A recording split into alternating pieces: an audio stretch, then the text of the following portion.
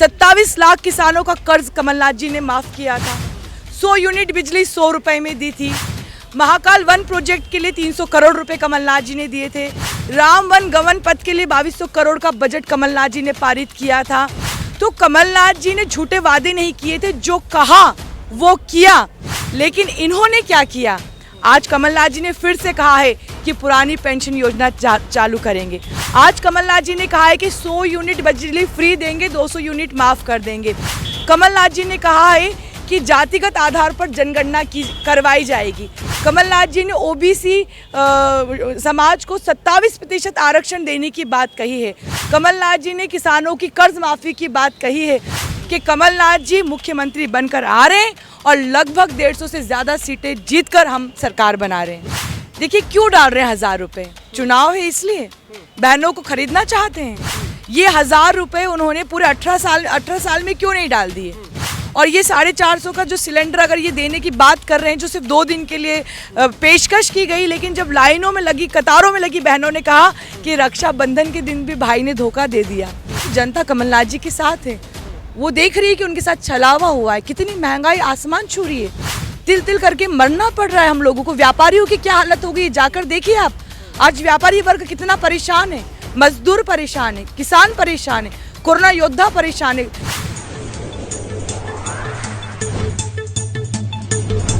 नमस्कार, times world देख रहे हैं आप। मैं आपके साथ औरंगजेब चौधरी। हमारे साथ बातचीत करने के लिए कांग्रेस नेत्री नूरी खान हमारे साथ मौजूद हैं, जो भारत जोड़ो यात्रा में राहुल गांधी के साथ कंधे से कंधा मिलाकर चली हैं। उनसे बातचीत करने की कोशिश करते हैं कि मध्य प्रदेश में इस बार किसको देख रहे हैं, किसकी सरकार बन रही है। मैम क्या लग रहा है, माहौल गर्म है इस बार, बदलाव देख रहे हैं या फिर से मतलब शिवराज से? देखिए 2018 में भी कमलनाथ जी की सरकार बनी थी और 2023 में भी कमलनाथ जी की ही सरकार बन रही है। और माहौल गर्म की बात तो है ही, क्योंकि ये 50% कमीशन वाली जो शिवराज की सरकार है, जब कोरोना के समय लाडली बहनें संकट में थी तो 1150 में सिलेंडर दिया।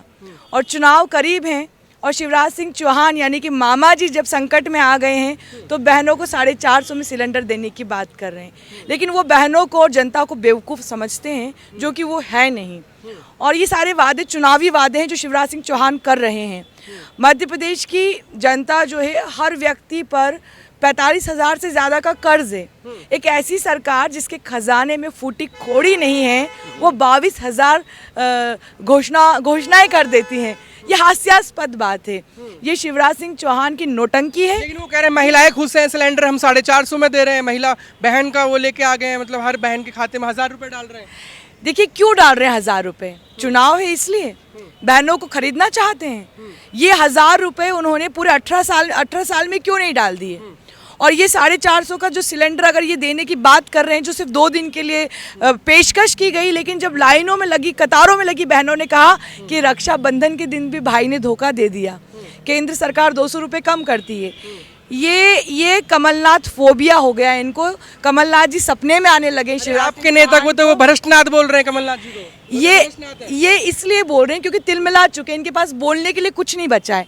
जिसने व्यापम घोटाला किया हो, जिसने पटवारी घोटाला किया हो, जिसने फूड सिक्योरिटी घोटाला किया हो, जिसने नौकरियों के नाम पर बस 314 नौकरियां मध्य प्रदेश में दी हो, जिसने विकास के नाम पर सिर्फ 50% कमीशन लिया हो, तो वो लोग कह क्या सकते हैं? वो जिस नेता पर उंगली उठा रहे हैं उनके पैर की धूल भी नहीं कह रहे हैं ना। अगर ऐसा है तो साबित करें। जिस तरह से कमीशन खोर का आरोप लगा रही है, प्रियंका गांधी के ऊपर भी एफआईआर दर्ज हुई है कई जगह पर। अभी मुख्यमंत्री के घर के बाहर एक ग्वालियर के ठेकेदार दंपति ने धरना दिया था।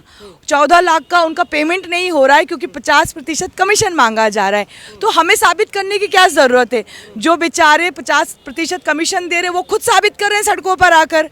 और रही दूसरी बात कि ये सोचते हैं कि इनका झूठ चलता रहेगा, तो 2018 की जनता ने भी इन्हें नहीं चुना था। ये तो येन केन प्रकरण सरकार बनाना चाहते हैं। लेकिन मैं आपसे, आपके चैनल के माध्यम से कह रही हूँ कि कमलनाथ जी मुख्यमंत्री बनकर आ रहे हैं और लगभग 150 से ज़्यादा सीटें जीतकर हम सरकार बना रहे हैं। वही बात वो कह रहे हैं, इस बार फिर से रिपीट हो रही है। उनके कहने से तो क्या है? महंगाई पे रोक लग रही है। कौन सी महिलाएं खुश है? मध्य प्रदेश की 65,000 बेटियों के साथ बलात्कार प्रदेश में हुआ है। दलित बेटी की हत्या करके उसे 9 फीट गड्ढे में दफना दिया जाता है। धार में एक बेटी को गोली मार दी जाती है और रक्षाबंधन के पर्व पर जब ये लाडली बहना सम्मेलन कर रहे होते हैं शिवराज सिंह चौहान, उस वक्त एक दलित महिला को निर्वस्त्र किया जाता है और उसके बेटे की हत्या कर दी जाती है। ये कौन सी लाडली बहना की बात करना चाहते हैं? कोई बहनाएं लाडली हो गई क्योंकि चुनाव है। बहनाओं को सब समझ में आ रहा है। कमलनाथ जी को क्यों चुनेंगे यहाँ के लोग? क्यों नहीं चुनेंगे यहाँ के लोग?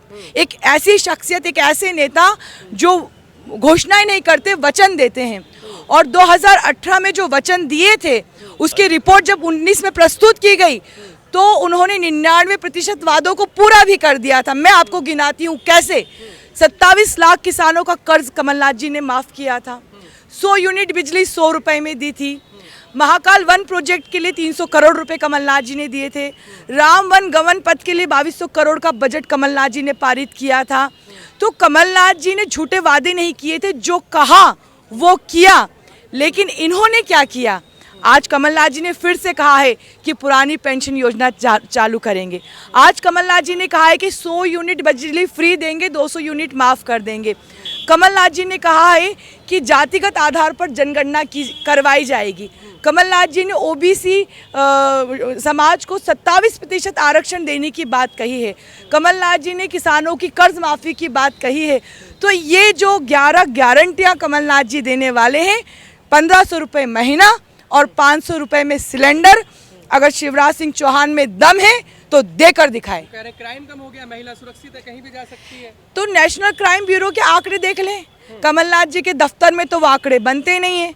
नेशनल क्राइम ब्यूरो की रिपोर्ट कह रही है कि हर 8 घंटे में एक बेटी के साथ बलात्कार मध्य प्रदेश में किया जा रहा है और इनके मुंह से आवाज़ बंद हो जाती है।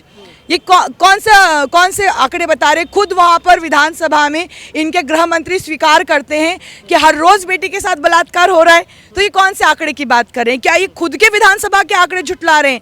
ये कमलनाथ जी के दफ्तर में बने हुए आंकड़े हैं। शिवराज सिंह चौहान परिवारवाद की बात तो न करे तो वो ठीक है। उन्हें वरुण गांधी में परिवारवाद नज़र नहीं आता है। उन्हें जिन सिंधिया जी को वो लेकर चले गए उनमें परिवारवाद नज़र नहीं आता है।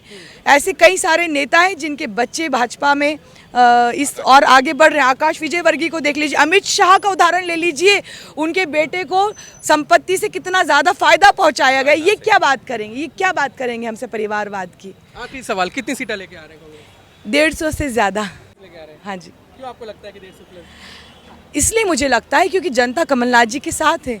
वो देख रही है कि उनके साथ छलावा हुआ है, कितनी महंगाई आसमान छू रही है, तिल तिल करके मरना पड़ रहा है हम लोगों को। व्यापारियों की क्या हालत हो गई है, जाकर देखिए आप। आज व्यापारी वर्ग कितना परेशान है, मजदूर परेशान है, किसान परेशान है, कोरोना योद्धा परेशान है।